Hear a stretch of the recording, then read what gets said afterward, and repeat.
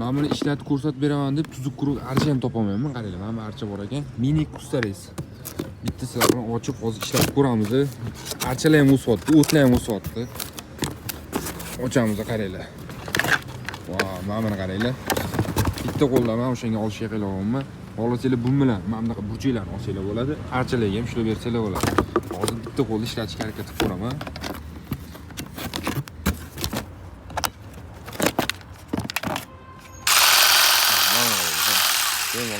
Archani ham kessanglar bo'ladi.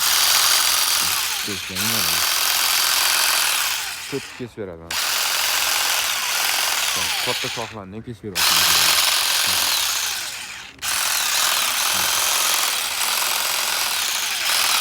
Mana olasizlar, bardor chetdagi gazonlarni ham yana qilishga bo'ladi. Qanaqa olib beryapti. Gazonni ham o'zim ko'rsataman. Qo'ymasinkiga o'xshaydi. Xullas, archaga ham ishlatsanglar bo'ladi, gazonga ham ishlatsanglar bo'ladi. Endi narigi nasatkasini qo'yib ko'rsataman. Bu ikkinchi nasatkasi, mana ko'rishingiz mumkin. Bu 30 santimetrdan oshiqroq. Mana bunaqa chiqqan shoxlarni kessanglar bo'ladi.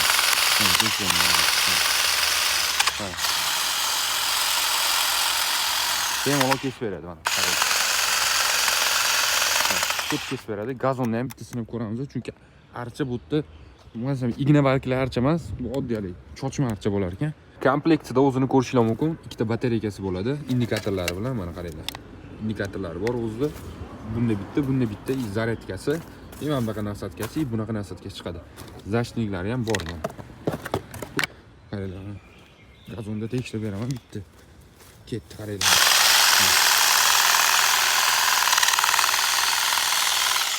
Tekis qilib qo'yapti, qaranglar. Archaga ham, gazonga ham ishlaturasiz bemalol. Narxi 800 ming so'm. Kim kerak bo'lsa, pastki nomerlarga murojaat qilaverasizlar.